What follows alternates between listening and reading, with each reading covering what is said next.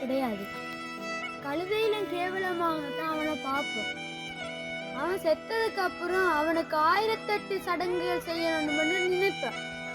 அதெல்லாம் அவன் ஏற்றுப்பான்னு நினைக்கிறீங்களா?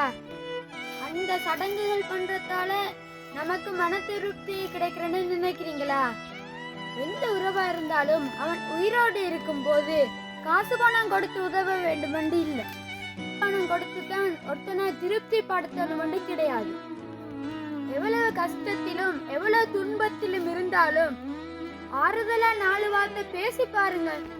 கொஞ்சம் அவர்கிட்ட சிரிச்சு பேசி பாருங்களேன். உண்மையிலேயே அது மாதிரி ஆறுதல் ஒன்றும் கிடையாது. இந்த உலகத்துல பணத்தால் எதையும் வாங்கிடலாம் என்று நினைக்காதீங்க.